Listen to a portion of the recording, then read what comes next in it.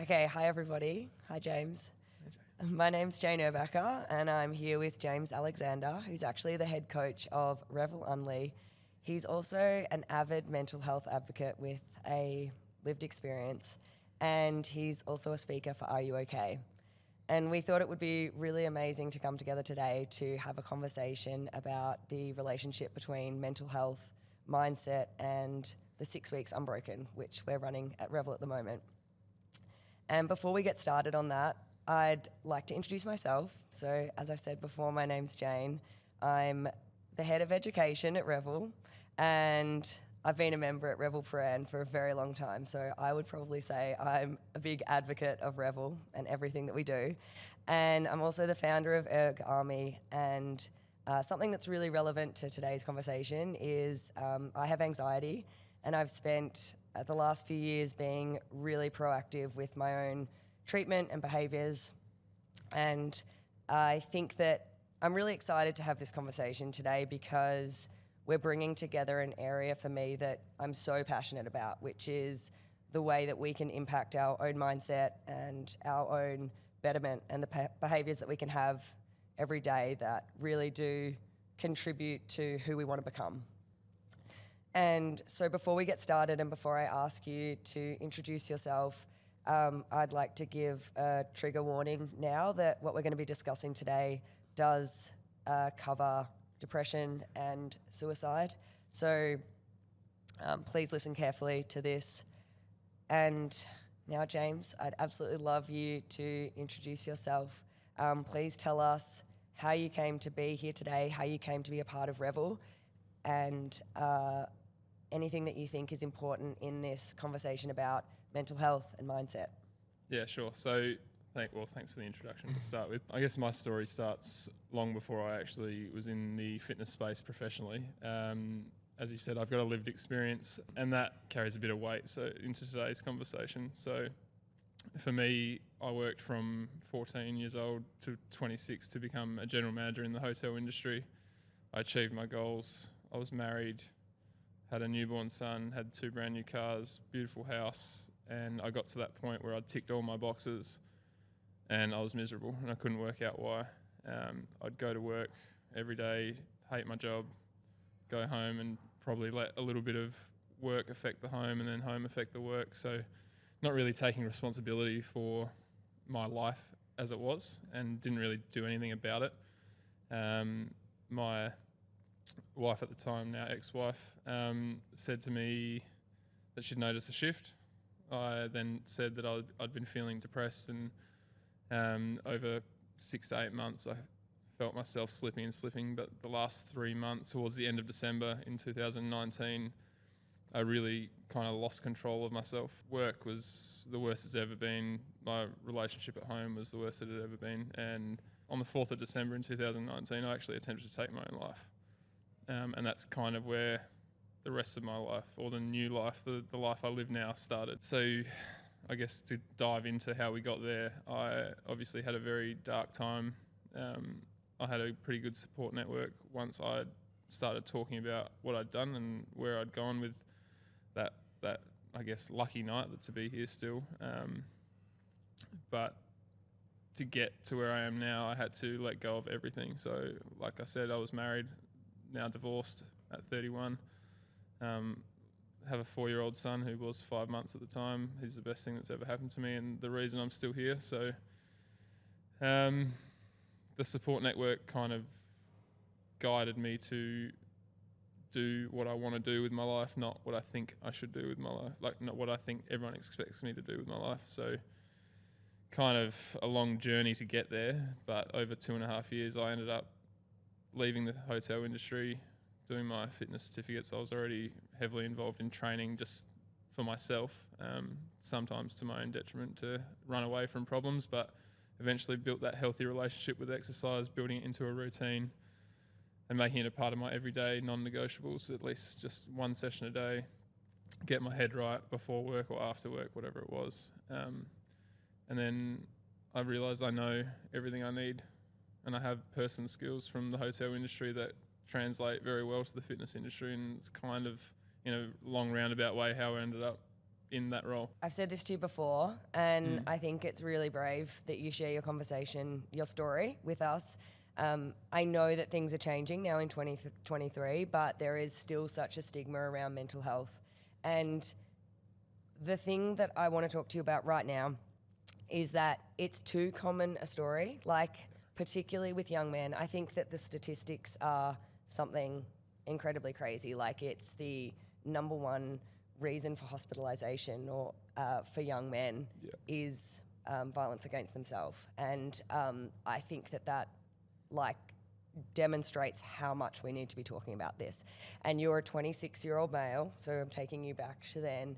You've done everything you've worked towards. You've worked your whole life to become who you became. You were very successful. You were married. You'd checked every single box that society has told us to check, and yet you're in this space of, I guess you'd say, purposelessness. Yeah. I don't know if that's a word, but it is now. And I want to know right now, if you're okay with talking about it, I want to know how you went from that person who thought this was the life you wanted to live to feeling completely like there was no point in you living. I want to know how that happened. Yeah, so when I touched on it slightly, but not obviously in any detail, before, instead of taking responsibility for it, I blamed everything else. And then when I realised that it was me, I'd already, by that point, pushed everyone away or trained them not to ask the questions anymore because I'm good. I'm just disguising how I was really feeling. And then when I get to that point and I go, I need to do something about it, I didn't have the people around me to push me to do it or to motivate me or to back me. And I obviously didn't have the inner trust in myself to be able to pull it off, I suppose, sorry. No, that's okay. So I suppose I didn't back myself in that scenario where I knew I had to do something, but I couldn't do it. I felt a little bit trapped by the life that I'd built over that time frame where I ticked all these societal boxes that you're meant to tick off. I was making great money, and I had two people, a wife and a child, depending on me now. And in my head, it was selfish to disrupt that. So you just have to stick with it.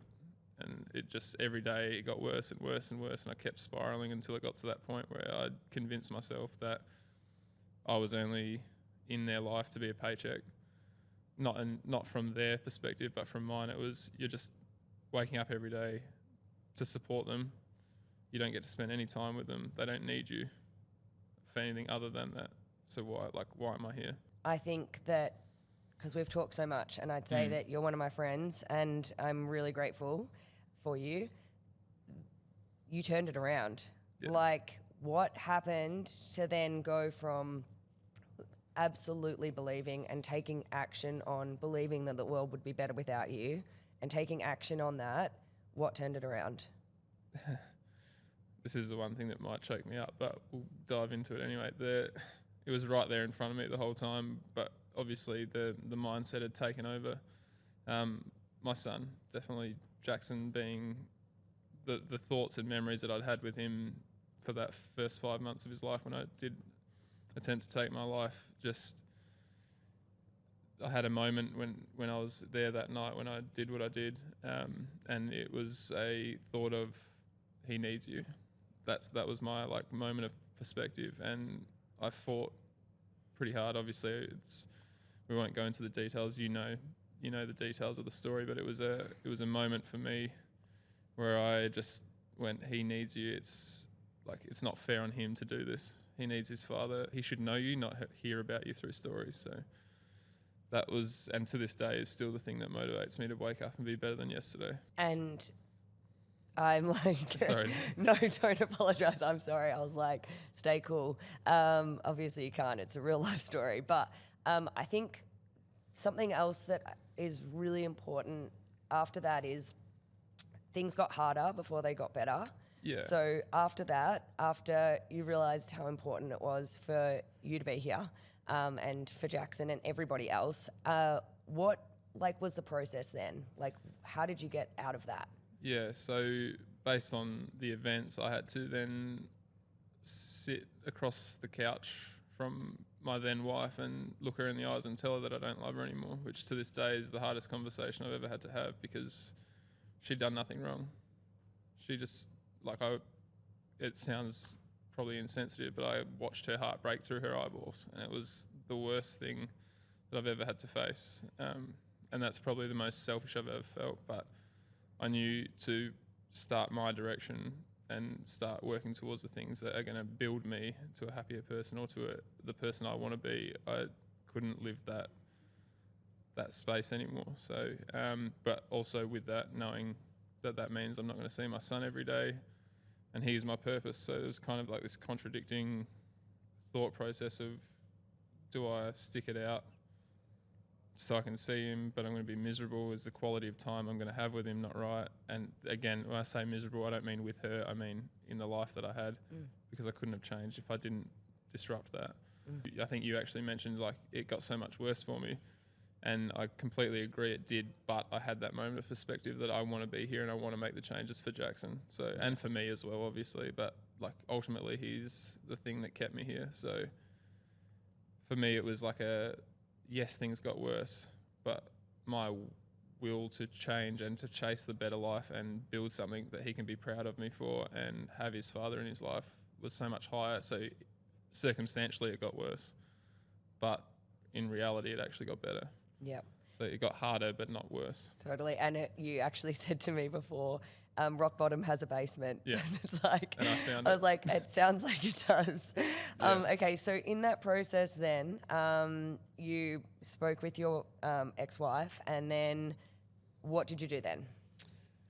Yeah, so I let my probably two closest mates in on what had happened. I still hadn't actually told my ex-wife what I'd attempted to do, and they were very super supportive, which is kind of, I guess, ridiculous, because I convinced myself that I didn't matter to anyone once I spoke up about where I was. I had these two people who would move earth to be there for me. They told me that I need to go to the GP and get a referral and stuff, which I did do. I went to the doctors, got a mental health plan and a referral, and then booked a psychologist appointment, but I ended up cancelling it a couple of times before I actually went. But ultimately sharing it with people who were close to me, who I knew wouldn't judge me, and then also seeking professional help was pivotal in getting to where I am now. And I swear by it for everyone. Yeah.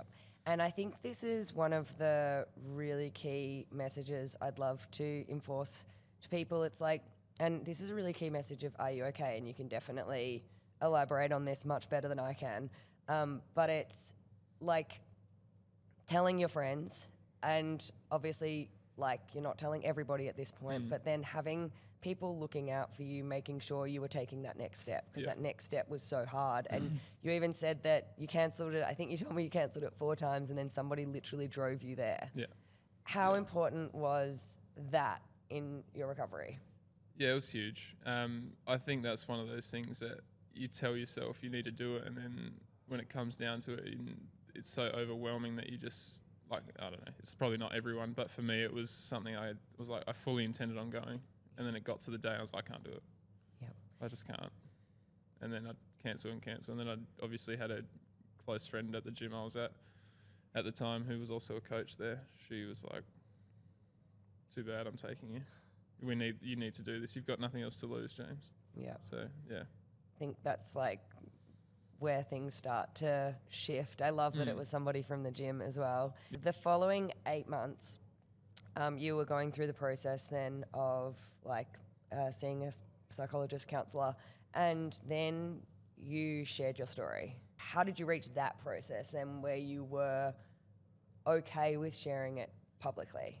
Yeah, I think a little bit of sharing it publicly was also still healing myself, by letting people know that if I'm the guy that they know as the smiley, happy guy, goes to the gym and is nice to everyone and tries to have a conversation with everyone he sees, and literally I was always smiling, but inside it was the complete opposite.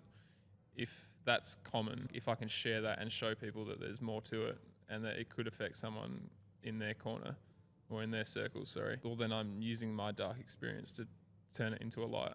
So why not do it? Helping myself heal by talking about it more and normalising what I've done, and and the growth that I've experienced in that time, but also blowing it up so people can be like, oh, okay, there's something more to this. There might, like, Jane might be, why is she always so happy? There might be something more to it. You know what I mean? Obviously, you're a very happy person, but just an example. Yeah. So, James, something I really want to know, and I think a lot of people will get so much value from this, is I want to know what you were feeling and what you were experiencing in the months that led up to attempting to take your life.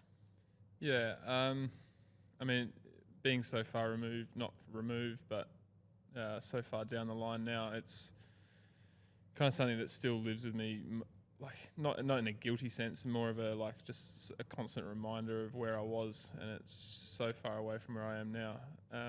It was a spiral that no matter how much I tried, it just kept spinning out of control.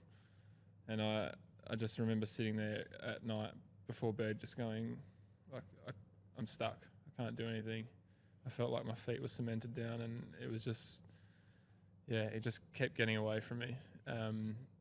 It was like the walls were closing in. It's probably the easiest way to describe, or the most visual way to describe it. I just kept feeling like the pressure was just closing in on me. Everything that you're saying, so many people will relate to that. What changed for you?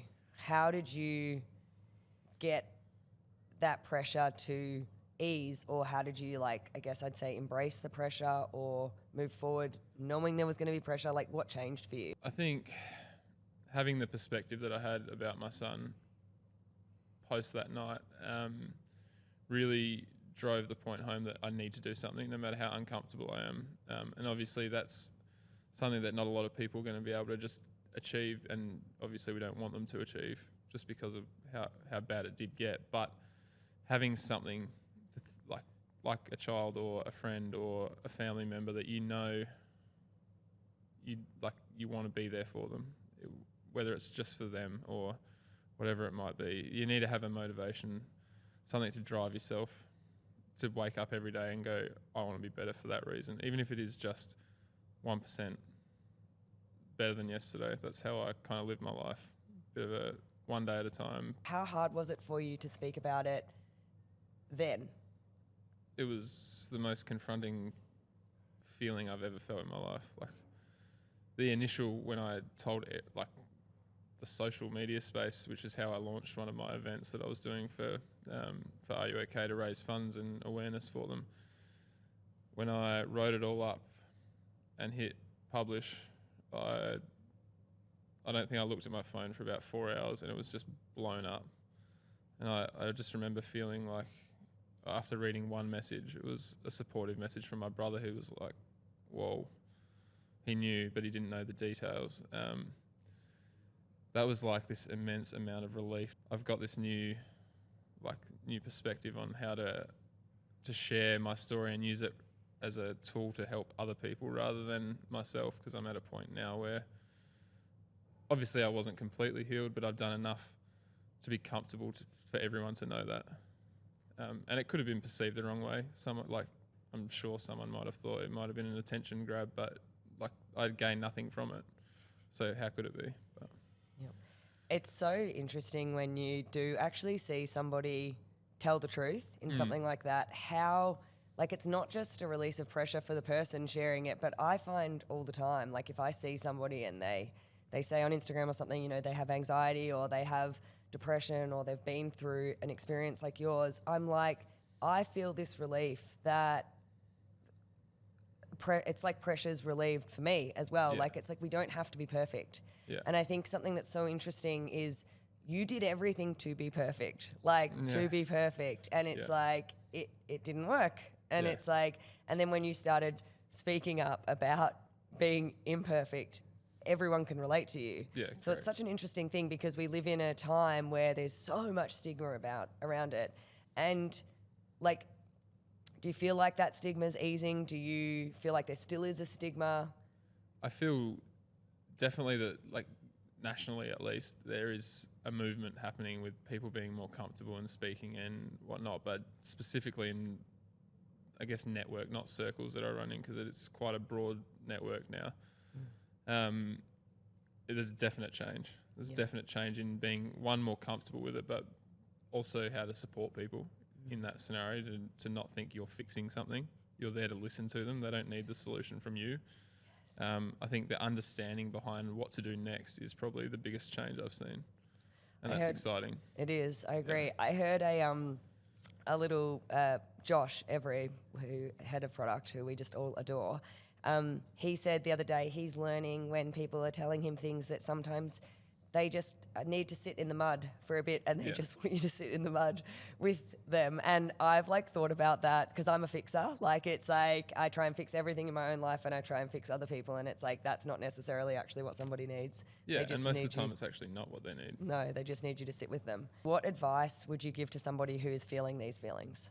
The immediate action should be talk to someone, whether it's a friend, a family member. Just let them in on what you're feeling. It doesn't have to be a deep and meaningful 4-hour conversation. Just say that you're struggling or you're having a hard time with something.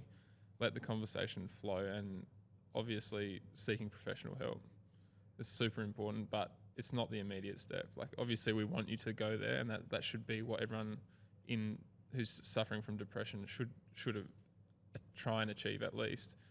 But starting a conversation should be the bare minimum, I think, that we try and push for people. Since then, I understand that you've moved states, and then you've moved back states. Mm-hmm. You've changed careers. Yeah. What has been imperative in your journey since then?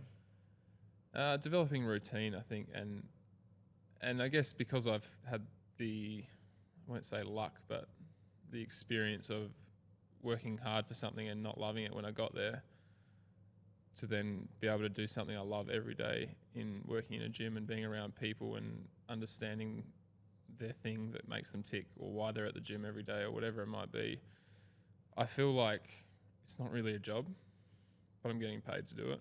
And exercise is something I've always loved. I've always either been involved in sport or individual things after my younger sporting days.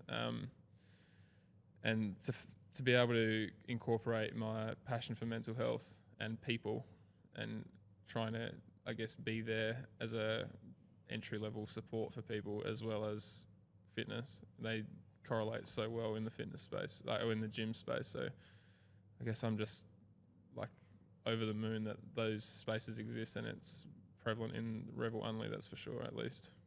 For sure, and I completely agree with you. I have been conducting my own little research this year. In all of my seminars, I ask the members the same question. I ask them, what is your favourite thing about training?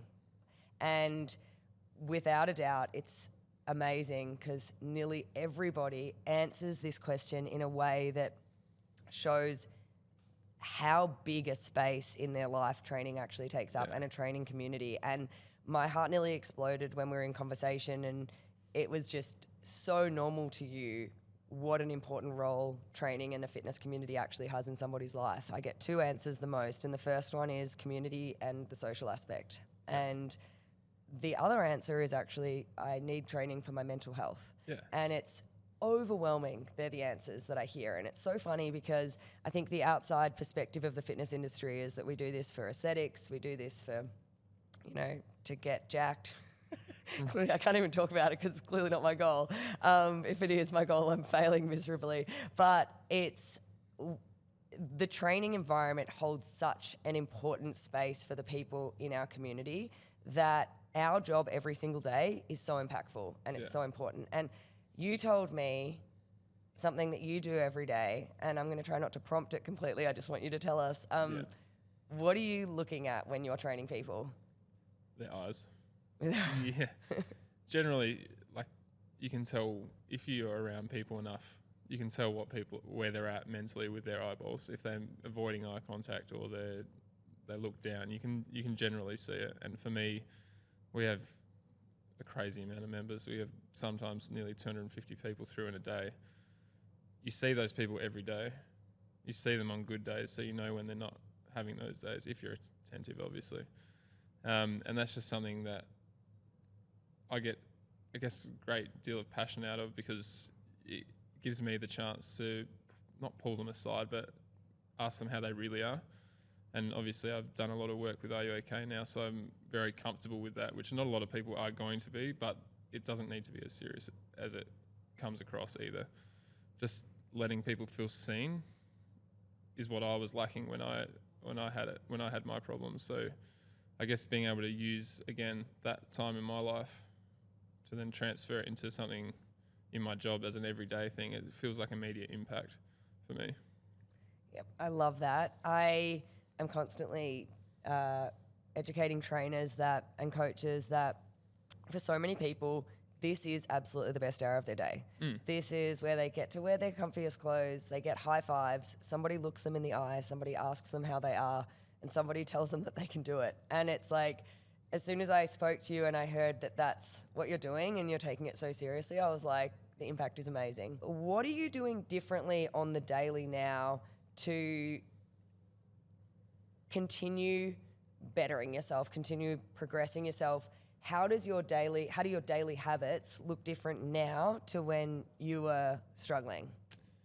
I obviously have a much better understanding of myself emotionally, as well as, I guess, goals and how I want my life to be run, but also perceived from the outside. So I'm not trying to project this false image about who I am or what I am anymore.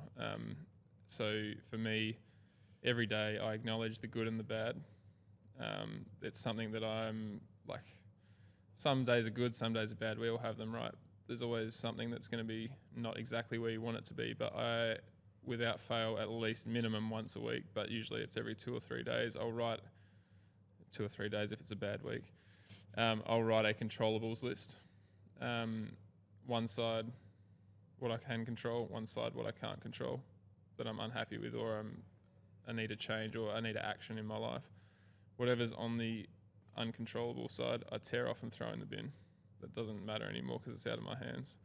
The controllable side, then I look at it and start actioning, whether it's what's easiest to fix now or what can we start doing to start achieving these things. So I guess it's just a self-managing tool for myself, but that along with journaling and stuff, but for me, that's my most effective method. Ever since you told me about that, I've been doing it. And it's funny because one of probably the key characteristic of anxiety is this feeling that everything, like, it's like this impending doom, and you feel like you should be able to fix everything. And ever since doing this list, it's amazing how much of a release it actually is, because 9 out of 10 things on that list are actually out of my control and haven't happened yet. So you've gone from 10 problems to 1. Totally. Yeah. I'm just like, I've got all this free time. Like, I'm just like... But it can be crippling if you stare at the problems that you can't do anything about. So I get that. Yeah, but it's such a freedom to write it down, because the other thing is, once it's out of your head as well, there is this real clarity, and now I can take action. Whereas when it just whizzes around your head, it's just makes you feel... Well, you run every rabbit warren that comes off with one problem, right? Totally. When it's on paper, it's there and it's in front of you. You can be like, okay, now what do I do? Exactly. It's fantastic. So I actually really like that tool. I want to know what your other non-negotiables are. Training, nutrition, sleep, all that kind of stuff. Yeah. So, I mean, I coach a lot, so my sleep's probably not as great as it should be, but very minimum, I get around 6.5 hours minimum a night during weekdays. On weekends, it's much more. But for me, non-negotiable is training once a day, whether it's going for a walk for half an hour, or getting on the bike, or getting into a session either by myself or with members. Once a day, 5 days a week. That's my must-dos. If I don't do that, I feel myself start to slip. Obviously it affects your body if you stop training and you're still eating the same amount or whatever it might be. But I'm not vain, but I understand that that's going to change, and I don't accept that. So that half an hour for me every day is something that it just has to be there. And it's no longer like I have to exercise. It's exercise, work. And it's just a thing that I do now. I think it's really interesting. Ever since we started the 6 weeks unbroken, I've had really good conversations with people, because the thing, I think that one of the parts that defines REVL and differentiates REVL, I would say, is that we really do attract high performers, people who don't want to just do well in the gym, but who really are driven in their life. And this is a really key characteristic, I think you'd say, of REVL. And we're very welcoming, very inclusive, but you definitely do see this characteristic in the individuals that are drawn to REVL. And what the 6 Weeks Unbroken is actually based on is creating these pillars for your life that we carry on far beyond the 6 Weeks Unbroken. Yeah. We're not a challenge that has before and after photos. Yeah. We're a transformative challenge that instills behaviours that people carry for their whole life. Yeah. And it's interesting, we've talked so much, and for you and I, the 6 Weeks Unbroken makes a lot of sense to us because it's how we live. Yeah.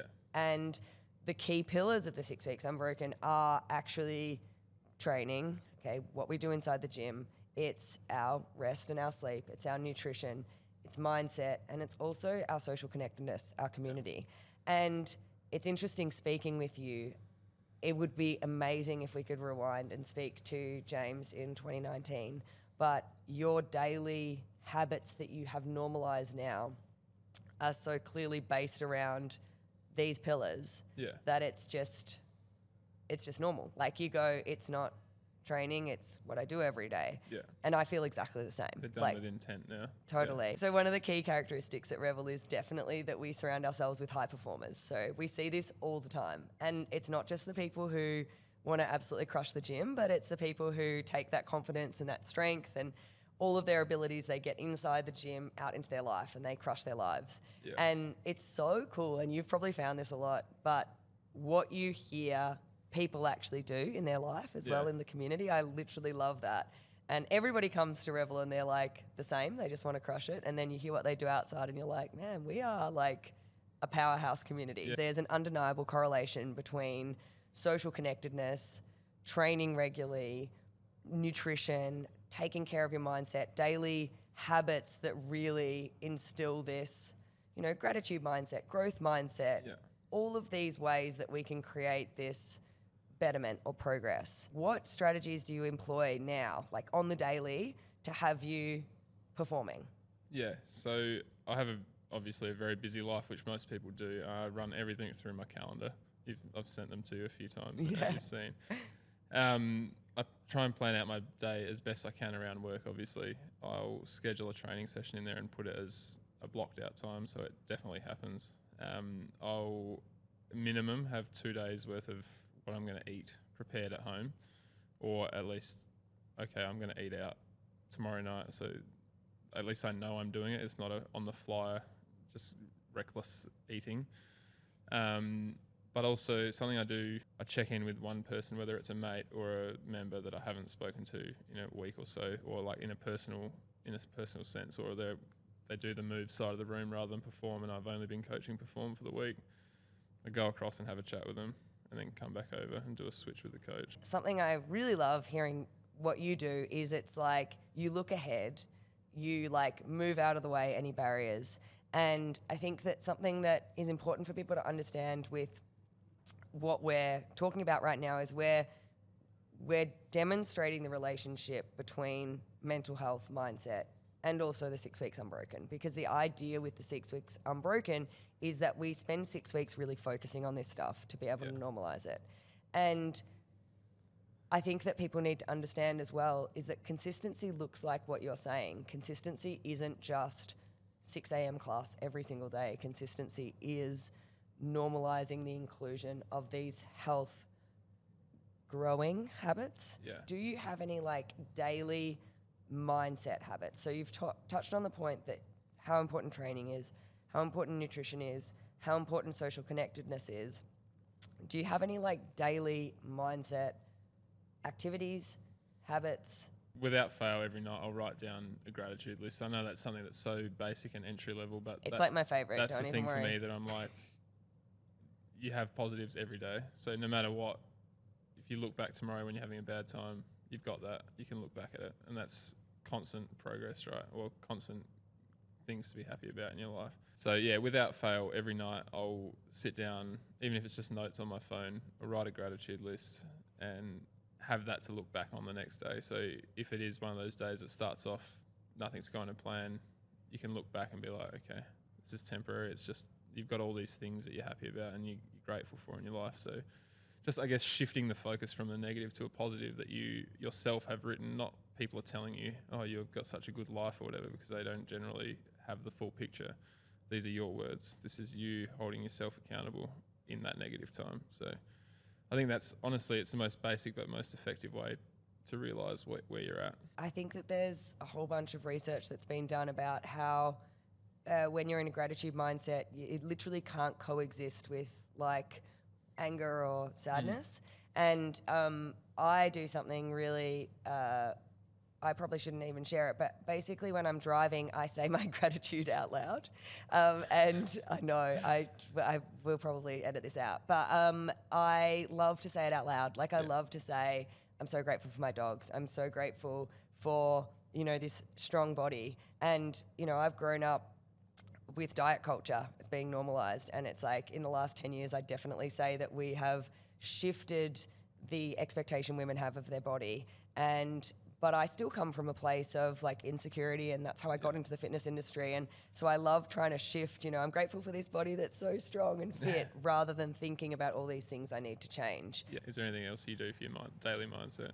Something else I actually do as well is I call it a pride jar. So basically at the end of every day, I write down one thing I'm proud of myself for that day. And I actually started to do this when I was going through a period in my life where I couldn't pick any wins I was having. I was just like everything, I'm very, very type A. And so everything I was doing wasn't good enough. I could always do better. And then I was like, okay, maybe if I stop for a moment and I think about some things I'm doing really well. And it's really funny because it starts off being really like, I made a really good sandwich for lunch, or like, you know, I brushed my teeth 3 times. And then it becomes big wins. And then what I did was at the end of the week, would read them. And at the end of the week, I was like, oh my God, I'm killing it. Yeah. And it's such a good idea. It's kind of on that same page with your controllables list. It like gives you the opportunity to step back and look at the bigger picture of what's actually going on. And it's easy. Easy. It's so easy. If we talk now about a potential toolkit that everybody could have in building a life that they absolutely love, what do you think needs to go in our toolkit? Taking control of your life to start with. Focus on the things that actually make you happy, not the things you think you're expected to do, for one. Like, for me, that was the biggest corner I turned, so it's an obvious one to say out loud, but developing these routines in your life, like, I know it starts with 6 weeks unbroken, but going to the gym regularly, focusing on your sleep, water consumption, diet, all that sort of stuff, they're all things that contribute to your happiness. Yes, it's heavily involved in the fitness space, but it's not just fitness that you do those things for. That's something you're building and you do it every day. Make it a non-negotiable rather than a chore.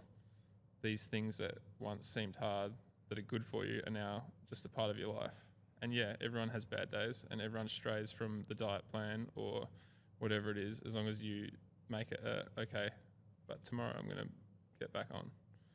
Like, just little things like that for me, I think, should be something that everyone tries to adapt into their life. And that's probably why I love the whole 6 weeks unbroken concept, because it's building habits, not lose weight for 6 weeks and then, or your photo looks like that and now it looks like this. Like, that's not sustainable habits. Yeah, that's probably the basics for me.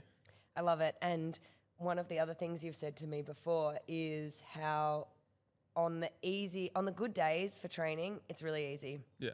But it's on the days where you don't want to train that you actually build this resilience. Yeah, because it's no longer a chore then. Yeah. If you're being bogged down by this, I have to train or I don't have the energy, but you do it, at the end of the session you ever think, oh, I wish I didn't do that. Never. I'm so glad I did that, because you feel good about yourself now. You did the thing you didn't want to do. And then slowly it stops becoming, I have to go to the gym. So I get to go to the gym. So absolutely. And that's where our thought process impacts our whole reality. And I think that the thing that I guess I connect with the most with 6 weeks unbroken is that we are giving ourselves 6 weeks to lock these things in. And not in, as you said, a like pre-photo, post-photo kind of thing, but how can I change my habits here? Yeah. So in our toolkit, we've got community, social connectedness, non-negotiable. Yeah. Training, movement, non-negotiable. Nutrition. We haven't really talked about nutrition. Is there anything you'd like to say about like food and fueling yourself and nutrition? Yeah, I think we need to approach it in a sense much like we do exercise. It's not something that we do for a short amount of time. So building it into a healthy habit over time and realizing that you're going to have bad days or you're going to have a day where you just don't want to do it. That's fine, but don't make that the habit. Make the better option, the healthier option, the habit. You do it enough where you stop thinking about it being something you have to do and it's just a part of your life then. So I think normalizing a healthy relationship with food and what is good for you and what isn't good for you is probably the best way to start there. Absolutely agree with you. And we're in such a phase where everywhere we look, there's weight loss challenges. Yeah. And it's like the weight loss industry is multi-billion-dollar. And yet what isn't really sellable is exactly what we are talking about right now, which is consistency. Yeah. It's like including good, nourishing food, enough of it to help you perform. Last thing we haven't touched on enough is definitely something that's super important, and that's purpose. You've come from being somewhat purposeless to now clearly having a purpose in life. What advice would you give somebody on how to understand the importance of purpose in their life? I think it comes back to being self-aware and actually establishing what makes you happy in life. Because like I never would have thought my love for exercise and talking about mental health would turn into a job, and it has. I think finding that thing that drives you through the things that you love, there is a way to build something out of it. You just have to be able to be strong enough to go and back yourself in. I think is the biggest thing, backing yourself in and focusing on what you actually enjoy in life. Now I wake up at 4:15, 5 days a week, 4:15 a.m., 5 days a week, and I get to go to work, which is ridiculous. Yeah. Like I never would have seen myself in that position. Getting to see the first member come through the door, I might be exhausted. Some days I'm like yawning right when I'm unlocking the door, but the first member comes in and I'm like switched on, happy, excited, loud. Oh, that's just my personality, like you, I suppose. Yeah. But like it's something I'm so passionate about. So I get to do this. It's not something I have to do. I learnt when I was really little how important it was to live a life that wasn't necessarily checking boxes, but living on purpose.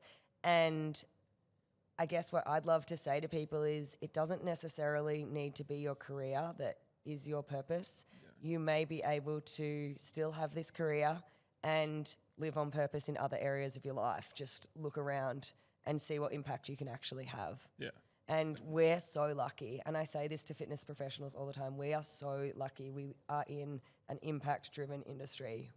Our job is to have impact, and it's so important. But I just love that you understand this I get to do it mindset. And if there's one thing I would love people, hopefully they've taken 100 things from this, but if there's one thing I'd love people to take from this is saying I get to do this about these areas of your life is going to change everything. Like you said, it doesn't have to be work related. It could be the 2 days you get on the weekend with your family, or the bike ride that you went on being a really good by dad yourself on a Sunday, or being a parent, or whatever it is, realizing in that moment that this is a great thing that you get to do with your life.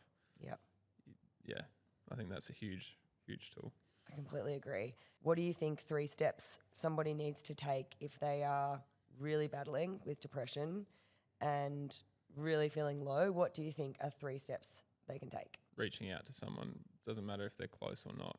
It might, for some people, it might even be reaching out to someone who's not that close, so it doesn't seem as personal or as involved in their life. It might be the trainer at the gym instead of their best friend or their sister or their mum, whatever it is.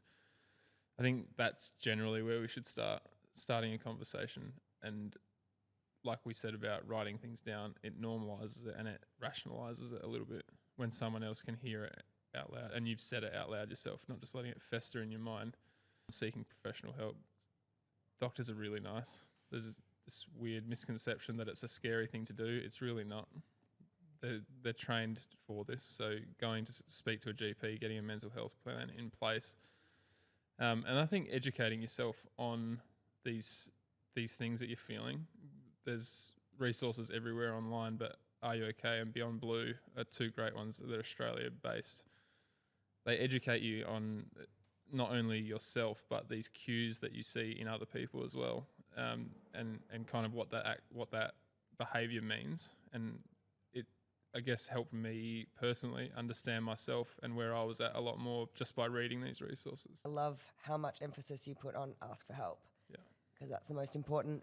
If I am asked for help, if I have somebody and I've asked, like, are you okay? And they've said no, what should I do? Support them. You're not there to fix their problem. You're there to support them and, like Josh says, sit in the mud with them. The initial thing should just to be let them speak. You're there to support them, not fix them. The person who is listening needs to understand that too, though.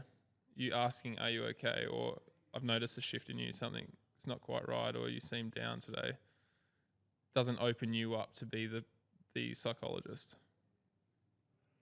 After that point, then offer to do things like, do you need me to take you to the GP appointment or whatever it might be post that point? But there's 3 steps. Ask the question, are you okay? Listen, encourage action, which would be seeking professional help, and then check in.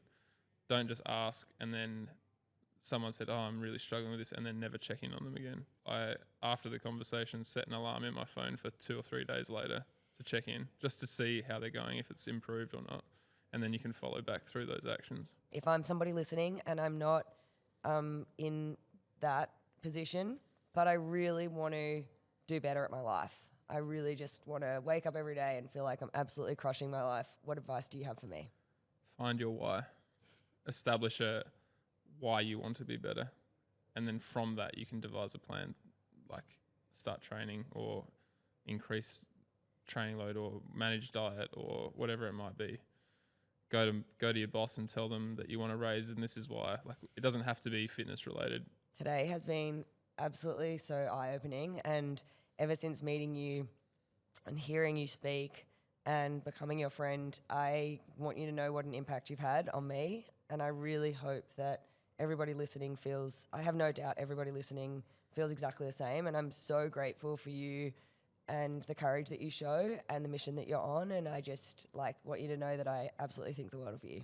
I appreciate it, and I appreciate you making me feel comfortable in this space as well, talking about this stuff, because it's not always easy, I understand that, but yeah, it's been a pleasure. Great. Thank you everybody so much for listening.